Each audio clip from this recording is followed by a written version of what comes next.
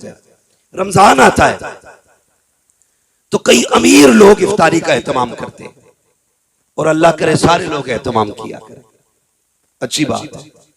लेकिन कई ऐसे भी घर होते हैं जिनमें छोटे बच्चे होते हैं, अभी उन्होंने रोजा नहीं रखा होता है, वो कहते हैं अब्बा जी हमें पहला रोजा रखना है। बंदा गरीब होता है ना, तो जब पहला रोजा बच्चों का होता है, इफ्तार होती है, तो बड़ा एहतमाम करना पड़ता है, 2 4 6 लोगों को बुलाना भी पड़ता है, बच्चे की खुशी में शामिल करना पड़ता है ताकि बच्चे को भी रोजे इफ्तार की खुशी हो।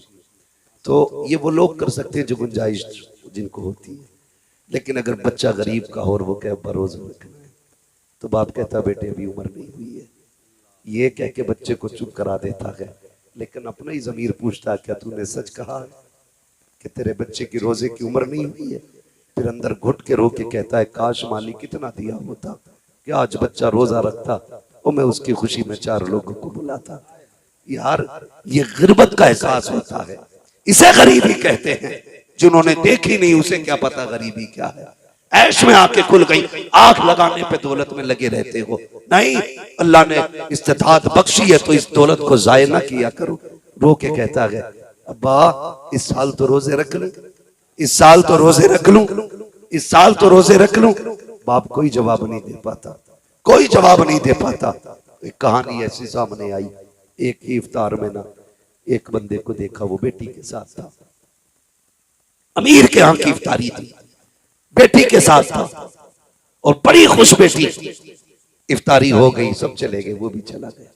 अगले दिन दूसरी जगह वही बेटी वही शख्स, तीसरी जगह वही बेटी वही शख्स। उस बंदे ने पूछ लिया क्या मसला है भाई, हर जगह आते हो? हाथ पकड़ के कोने में ले गया, कहने लगा दावत तो नहीं होती है। कहा फिर आए क्यों? कहा 3 दिन से बेटी रोजे रख रही है, उसने मुझसे कहा था अब्बा मेरी इफ्तार के वक्त में लोगों को दावत नहीं दोगे? मैंने कहा बेटी आज तेरी तरफ से फला अमीर ने इफ्तार का इंतजाम किया है। बेटी से झूठ बोल के यहाँ लाया ताकि मेरी बच्ची का दिल ना टूटने पाए। का फिर दूसरा रोजा बच्ची ने खुशी खुशी रख लिया कि मेरी इफ्तार की पार्टी रहती है। दूसरे रोजे में मुझे पता चला आज इनके यहाँ इफ्तारी है, मैं बेटी को यहाँ लेके आ गया। तीसरे दिन फिर रोजा रखा, आज बेटी को यहाँ लाया हूँ। मैं कहना ये चाहता हूँ अगर गुर्बत इस बला की है, यहाँ तक लोग गरीब है, तो मत लगाओ 1 लाख में आग, मत चलाओ पटाखे, मत बजाओ डीजे। उस पैसे को उठा करके किसी गरीब के दस्तरखान की इफ्तारी का एहतमाम करा दो। खुदा की कसम कोई माने ना माने, मदीने वाला तुझे अपना गुलाम मानने लग जाए। नाराए तकबीर, नाराए रिसालत, ख्वाजा का हिंदुस्तान, जश्न शादी खाना आबादी, हजरत अल्लामा मुफ्ती हम्माद साहब कबिला। सुभान अल्लाह, सुभान अल्लाह, बहुत बढ़िया करेंगे इंशाल्लाह ऐसा, बहुत बढ़िया। बंद करेंगे डीजे,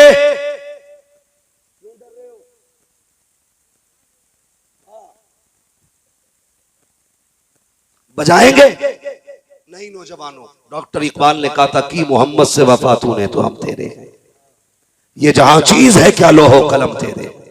नौजवानों बदलो अपनी जिंदगी, हो कहां? तुम्हारी जितनी कीमत मदीने वाला लगा सकता है उतनी कीमत कोई माई का लाल नहीं लगा सकता है।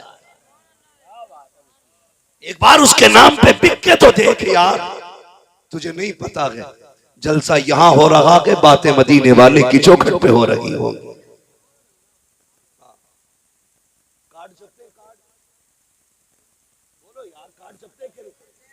मैं आया ना तो रोड से इतना अंदर नहीं है कि यहाँ तालीम ना हो, करीब में ये रोड के, अब तो हर जगह तालीम है। गर्दन नहीं लाएगा, बात समझ में आती हो तो फिर बोल दिया करो। काट सकते हैं कि नहीं? किसके लिए होते हैं? दावत के लिए ना। किसको? ताल्लुकात, रिश्तेदार, मामलात वाले सारे लोगों को दावत दी जाती है। तुम सबको दावत देते हो, क्या कोई मदीने वाले को भी दावत देता है? शाम होती है ना, काट छक के आ गया, शाम को बैठे सारे लोग, तो फिर मीटिंग, परिवार के बड़े बड़े लोग, सुलझे हुए लोग बैठते हैं, कहते हैं भाई बताओ किस किस को बुलाना है। एक लिस्ट बनाई जाती है, लिस्ट, इनको ले कहा, हाँ इनको ले का नहीं हटा दो, इनको ले कहा, इनको क्या हटा दो। फिर बच्चा कहता अब्बा अपने खालू तो नाराज है, का नाम लिख, मना लिया जाएगा। यही तो होता है ना, नाम लिख मना लिया जाएगा। अगर खुद लड़के का बाप कहे नहीं मैं उसको नहीं बुलाऊंगा, जो चार बैठे होते हैं वो दबाव डालते हैं, कैसे नहीं मनाएगा भाई, तो चार लोगों की बात नहीं मानेगा। वो कहता चलो तुम कह रहे हो तो मान जा, नाम लिखो। लिख गया ना नाम, तुमने सबका नाम लिखा और सबको दावत दी।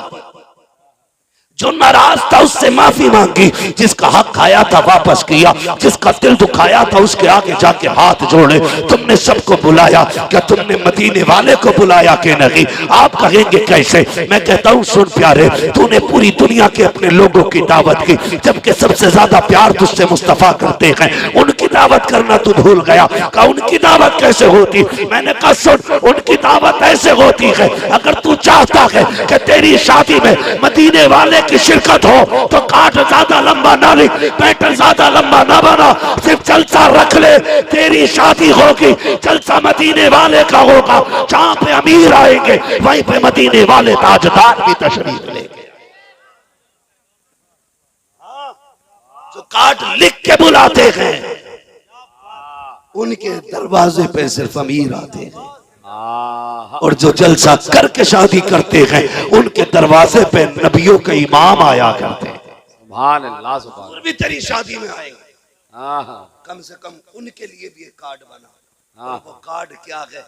यही एक जलसा रख और फिर हुजूर की बातें कर, क्या बात, वल्लाह वसूल लेंगे, फरियाद को पहुंचेंगे। इतना भी तो हो कोई जो आ करे दिल से। सुभान अल्लाह। कितने लोग चाहते हैं हमारी शादी में हुजूर की शिरकत हो?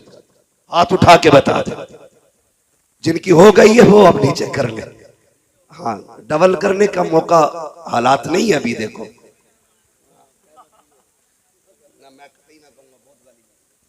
समझ रहे मेरी बात?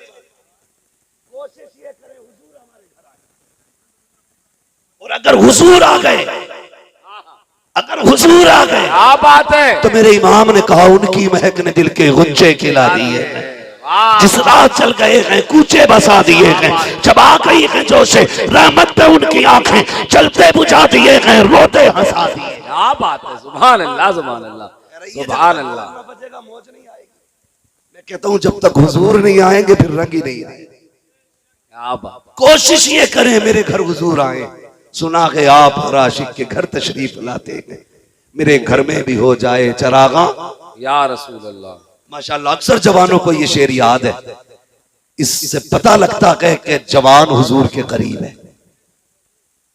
उम्मीद की जाए इंशाल्लाह निकलेंगे इस तबाही से, इंशाल्लाह बोले इंशाल्लाह, इंशाल्लाह निकलेंगे इंशाल्लाह। इसको बिल्कुल साइड कर दो, इसे बंद कर दो, खत्म कर दो इसको।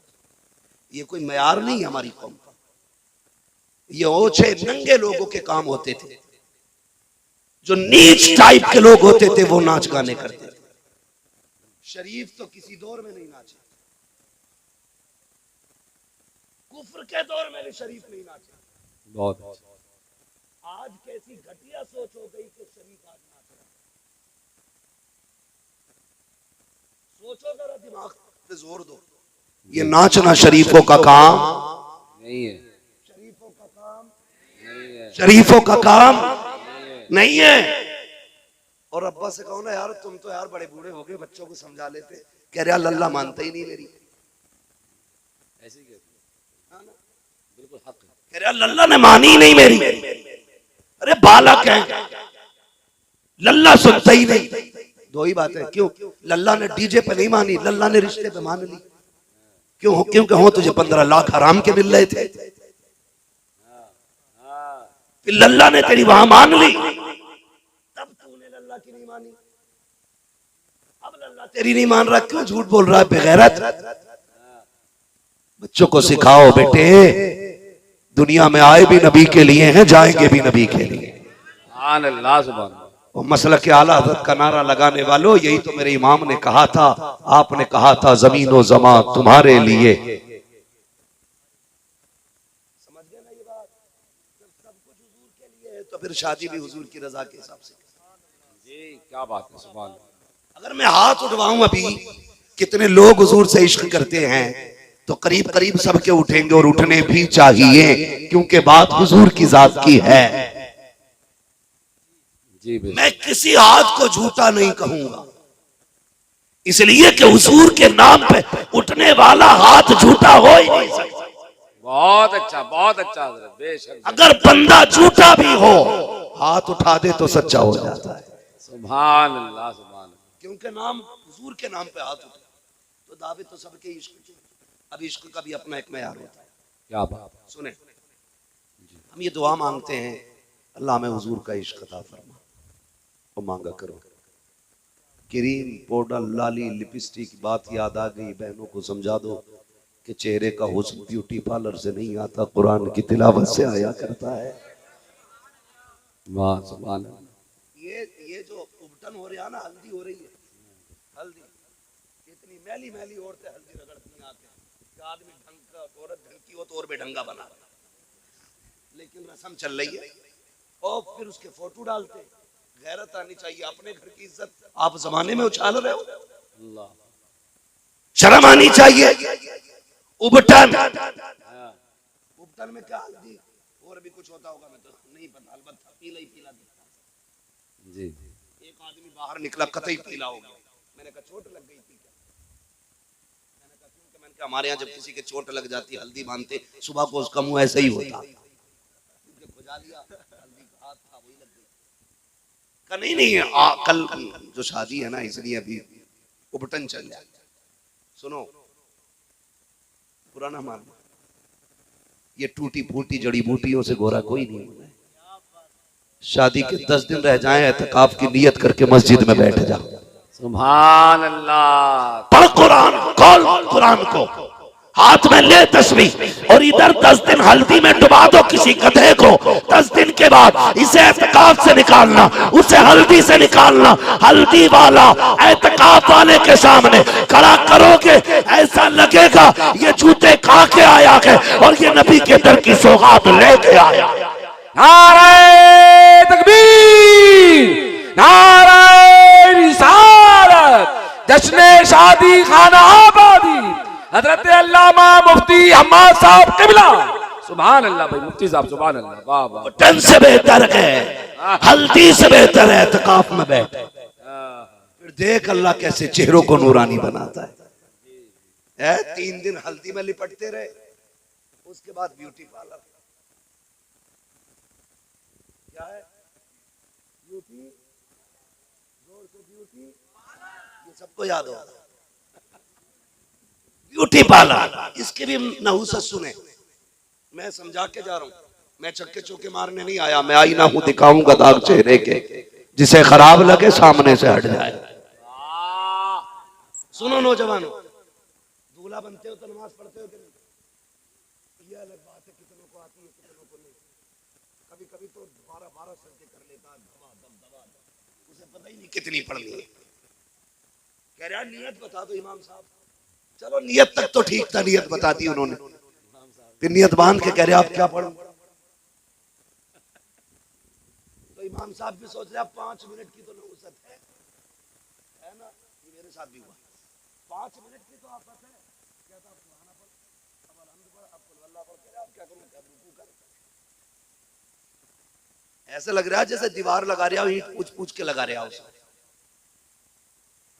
मेरे साथ तो ऐसा हुआ, आगे 2 भैया एक साथ नमाज पढ़ने, दोनों ही एक साथ दूल्हा बने, एक ही घर बारात जा रही थी।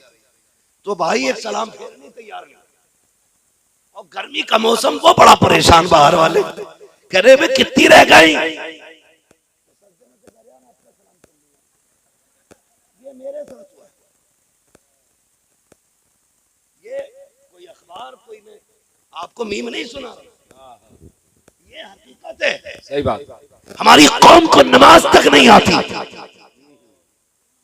शर्म आनी चाहिए। और निकाह पढ़ाने बैठ जाओ जी, बहुत देर तक निकाह यूं ही बैठ जाता है,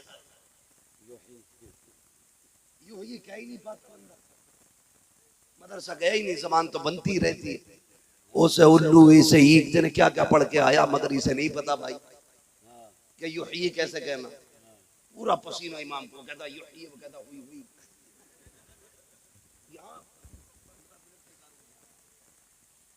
15 मिनट। तो ये हालात हमारी कौम के। अब जागा मस्जिद में पढ़ेगा भाई, ससुराल पहुंचेगा।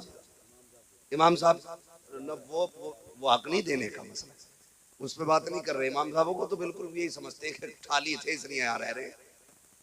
कह रहे ले रहे हो तो लो, वरना मैं जा रही हूँ। तो इमाम भी बेचारा क्या करे, गला 250 ही दे जा। वो जो हमें ताली बजाते हुए वो खोपड़ी में जब बैठे हैं, क्या भाई तू जा बता कितने लेगा। जो तुम्हें जलील करने आता उसे मुंह मांगे दिया जाता, जो तुम्हें इज्जतें देता तो मुंह उसको साइड कर देते। फैसले किया करो सोच समझ के यार, सोच समझ के फैसले किया करो। बहुत बढ़िया। ससुराल पहुंचेंगे तो बस बहुत मुख्तसर से अंदाज में यूं समझ लें, ससुराल पहुंचने के बाद 1 घंटा हो चुका है मेरे भाई, जो लिमिट होती है खतीब की। तो वहां जब ससुराल पहुंचेंगे तो पहले ही फोन कर दिया कि सलामी के वेलकम के लिए लोग किधर मिलेंगे।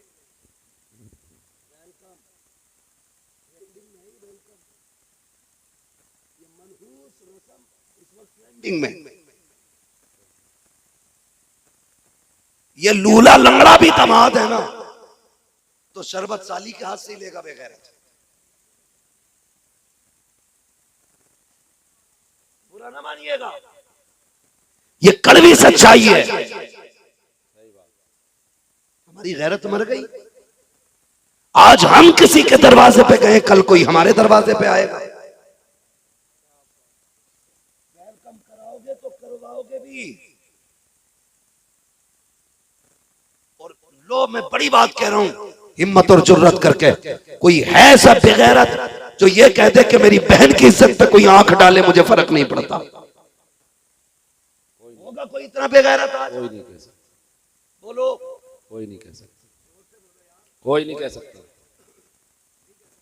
जी। तो जीते ही परिवार की इज्जत के लिए, हमारी तो जिंदगी अपनों की इज्जत के लिए है। अगर हम ये नहीं चाहते कोई हमारी बहन बेटी की तरफ गलत निगाह उठाए तो किस मुंह से इस्तकबाल कराते हो, किस मुंह से वेलकम कराया जाता है, किस मुंह से बारात को ला करके। खुदा की कसम हमने देखा है दूल्हा के साथ एक नंबर का बिगड़ा हुआ लड़का खड़ा होता है, और ये जो वेलकम करने के लिए सालियां आई हैं, इनके साथ भी कोई शरीफ शादी नहीं आई है, कोई इज्जत वाली बेटी नहीं होती है। किसी के सर पे दुपट्टा नहीं होता, किसी के गले में पड़ा है, किसी के बाजू पे टंगा है। तुम कहते हो बारात का इस्तकबाल हो रहा है, नहीं, ये किसी के घर की इज्जत उछाली जा रही है, किसी के घर की आबरू को आग लगाई जा रही है, किसी के घर की इज्जत नीलाम हो रही है। बंद करो ये तमाशे। अगर इस्तकबाल करना है तो मर्द इस्तकबाल करें, औरत को इजाजत नहीं है। अगर मर्द इस्तकबाल करेंगे खुदा की रहमतें भी आएंगी, तेरे घर में बरकतें भी आएंगी।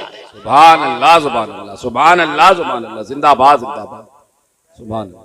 इस्तकबाल करा दिया। नाना जी रसा में जान दो लल्ली को, जाने दो लल्ली को।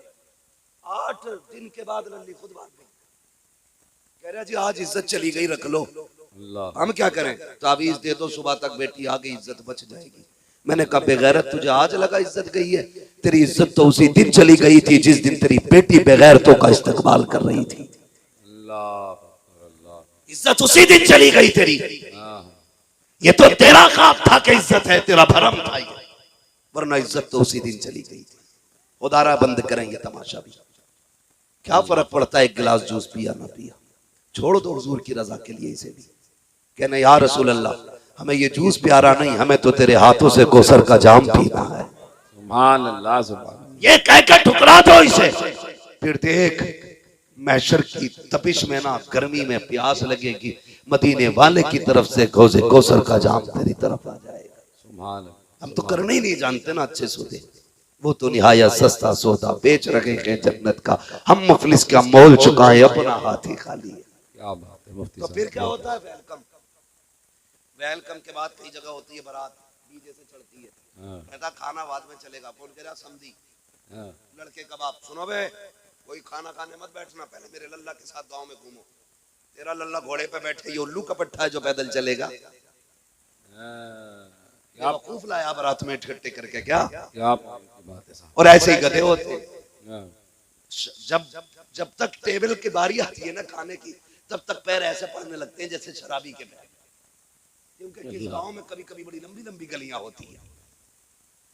सही बात। कांपता कांपता जाके फिर टेबल पे गिरा, फिर उल्टा सीधा खाया, किसी को डायरिया बना, किसी को उल्टी दर्द, किसी को कुछ, किसी को कुछ। फिर आप कह रहे बारात में नहीं जाना है, बारात में चला गया। तो मैं बस बात अगर इस पर तबसरा करूं बड़ा वक्त लगेगा, बस मैं यहाँ कुछ समझाना चाहता हूँ। जो खा लेते हैं फिर वो भाग लेते हैं। दूल्हा के साथ 4-5 ऐसी बैठे रह जाते हैं जैसे कोई जबरदस्ती दूल्हा बना के लाया है। सब चले गए खा के, नाक तक खाया, किसी ने कहा नमक ज्यादा था, किसी ने कहा मिर्च तेज थी, और नाक तक भर भी आए गधों की तरह, फिर भी खाने में अब निकाल रहे। ये तमाशे बंद करो यार। असल काम शादी में निकाह होता है जी। बारात का तो इस्लाम में तसव्वुर ही नहीं है। अरबी में बारात के लिए कोई लफ्ज ही नहीं है, क्योंकि बारात है ही नहीं तसव्वुर में इस्लाम में।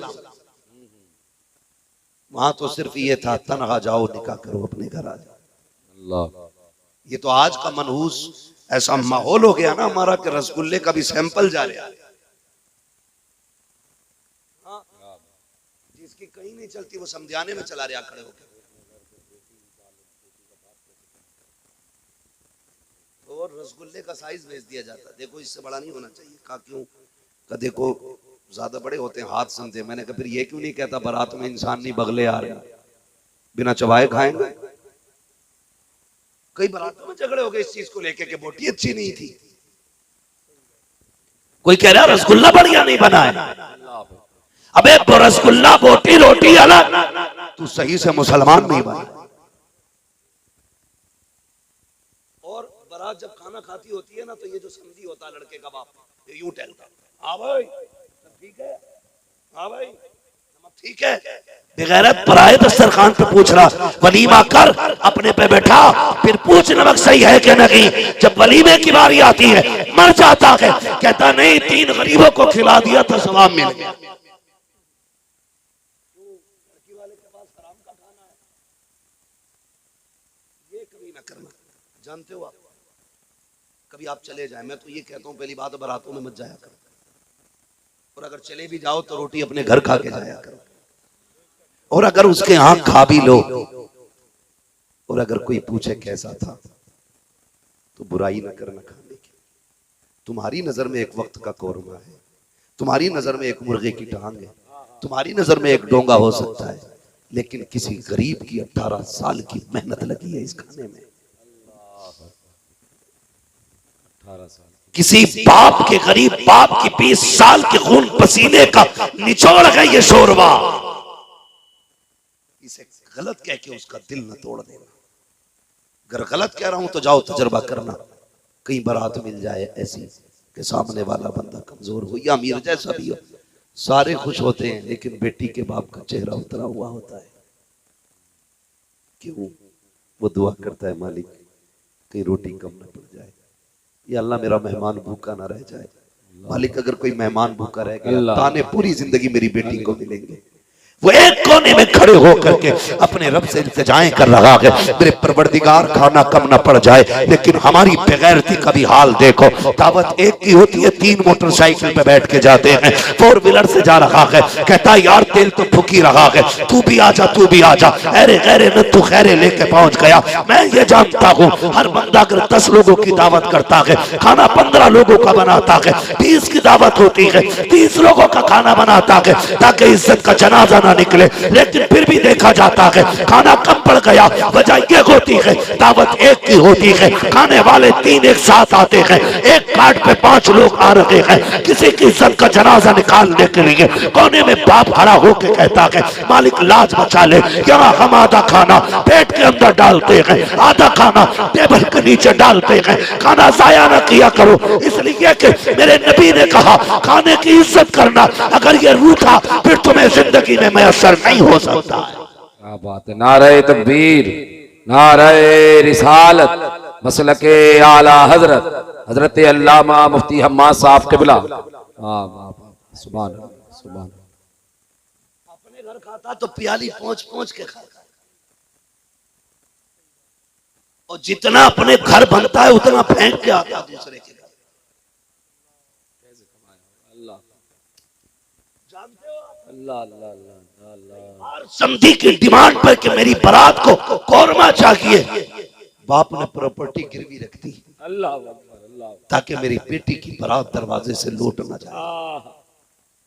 तुम्हारी डिमांड को लेकर के कई बापों ने किडनी बेच दी अल्लाह, ताकि इज्जत से बेटी का घर बस जाए। जब एक बंदे से इंटरव्यू लिया गया कि यहाँ क्यों रहते हो, कोई घर नहीं, पूरी जिंदगी बनाया नहीं, उसने कहा घर तो था लेकिन बेच के बेटी को रुखसत कर दिया। अल्लाह अल्लाह, क्यों बेच दिया? हमने सोचा जिंदगी हमारी तो गुजर गई, किराए पे ऐसी धक्के खा के गुजर जानी है, ये सोच के हमने अपना घर ही बेच डाला। यार घोंसले तो परिंदों को भी प्यारे होते हैं, आशियाने तो जानवरों को भी अच्छे लगते हैं, फिर बाप को हवेली अच्छी नहीं लगती होगी, मकान अच्छा नहीं लगता होगा। हमारे सितम की बुनियाद पे बाप मकान बेच देता है, हमारे सितम की बुनियाद। आप किसी के दस्तरखान पे खाने को बर्बाद ना करें, किसी की बेटी की इज्जत का सवाल है। जाओ, अगर दावत है बेटी की, तुम्हें पता भी लग गया है गरीब की बेटी है, दावत में जाना जरूरी है, वरना गरीब का दिल टूट जाएगा। तेरी खुराक 2 रोटी है, 1 रोटी घर से खा के जा, 1 रोटी गरीब के घर जाके खा ले। अगर तेरी बची हुई रोटी से किसी गरीब की इज्जत बच जाएगी, खुदा अपने करम की चादर डाल के कयामत में तेरी इज्जत बचा दे। वाह भाई वाह, वाह भाई वाह, वाह वाह, बचा दे, वाह वाह। और ये जो तीली डाल के कहते हो नमक ज्यादा था ना, के यार मत कह। अगर लड़की का बाप पूछ भी ले कैसा था खाना, कोई कमी भी थी, मुस्कुरा के कह दे अल्लाह का शुक्र बड़ा अच्छा था, खुदा की कसम उसकी 18 साल की मेहनत का फल मिल जाएगा उसे। वो तो तुझे कुछ नहीं देगा, लेकिन इंशाअल्लाह मदीने वाला तुझे बहुत कुछ अता फरमा देगा। करेंगे ये चीज भी बंद इंशाअल्लाह, सारे बोले इंशाअल्लाह, जोर से बोलो इंशाअल्लाह। जब ये अमल अच्छे हो जाएंगे, फिर अल्लाह हमें तकवे की बरकत से करामत का नूर बख्शेगा, करामत का नूर बख्शेगा। और करामत का नूर क्या है? जब करामत का नूर अल्लाह अता फरमा देता है, तो अल्लाह वाले अगर पत्थरों को छू देते हैं तो अल्लाह उनमें भी जान अता फरमा दिया करता है। सुभान अल्लाह, सुभान अल्लाह, सुभान अल्लाह। मेरे भाई ने फरमाइश भी की थी और ये बात मौजू के तहत भी आ गई, इसलिए ये बात बता जाऊं। सरकार गरीब नवाज, सुभान अल्लाह। महीना कौन सा है? सरकार गरीब नवाज, रजब उल मुरज्जब। अभी रजब चल रहा है, गरीब नवाज की छठी का महीना। सरकार गरीब नवाज हिंदुस्तान आए। हिंदुस्तान में आज भी रीत रिवाज है गैर मुस्लिमों में दूध चढ़ाने वाली रस्म का, आज भी ये रिवाज है कि दूध चढ़ाया जाता है। ठीक है जी, उस दौर में भी था। पंडित जी रोज लुटिया में दूध लेके जाते और दूध चढ़ा के आ जाते। बेटी कहने लगी अब्बा रोज तुम जाते हो, आज हम जाएंगे। वो गई, बच्ची कभी पहले गई नहीं थी, उसने जाके दूध मंदिर में गई, मूर्ति के आगे रखेगा महाराज दूध पी लो, तो पत्थर कभी बोला नहीं करते। उसने सोचा शायद मेरे महाराज मुझसे नाराज है जी, हमारे अब्बा तो रोज दूध पिला के जाते हैं, हमारी नहीं सुन रही है। उसने फिर कहा पी लो ना महाराज, तो फिर कोई जवाब नहीं आया। उसने सोचा शायद मुझसे कोई पाप हो गया जिसकी वजह से ये नाराज है। ये सोच के ना बच्ची ने कहा महाराज मैं अपने पापों का प्रायश्चित करूंगी और उस वक्त तेरी चरणों पे अपना सर पटकूंगी जब तक तू राजी नहीं हो जाता। बच्ची थी, सर पटकना शुरू किया, खून बहने लगा। इत्तेफाक से उसी गली से अजमईनुद्दीन अजमेरी का गुजर हो जाता है। सुभान अल्लाह, सुभान। सरकार गरीब नवाज ने देखा बच्ची है, सर पटक रखी है, फरमाने लगे बात क्या है बेटी? उसने मुड़ के देखा, कहने लगी बाबे तू हमारे धर्म का नहीं है, तुझे हमसे क्या लेना देना, चाहिए आप अपना काम कीजिए, मुझे मेरा काम करने दीजिए। आपने फरमाया बेटी बताना, हो सकता है मैं तेरे काम आ जाऊं। कहा क्या काम आओगे? कहा बता परेशानी क्या है? उसने कहा महाराज मैं अपने बाप देवता को दूध पिलाने आई थी, लेकिन ये पी नहीं रहे हैं। गरीब नवाज अगर चाहते तो ये कह सकते थे कि ये पत्थर के पत्थर दूध नहीं पीते, ये मूरत है, मूरत बोलाना की करती है, ये पत्थर है, ये सुनाने की करते। बल्कि आगे बढ़े, कान पकड़ा, फरमाने लगे पीता है कि नहीं। इतना कहना था, मूर्ति ने दूध पीना शुरू कर दिया। सुभान अल्लाह, नारे तकबीर, नारे रिसालत, ख्वाजा का हिंदुस्तान, नारे तकबीर। सुभान अल्लाह। मुफ्ती साहब शान अल्लाह वालों को रब ने अता फरमाई है।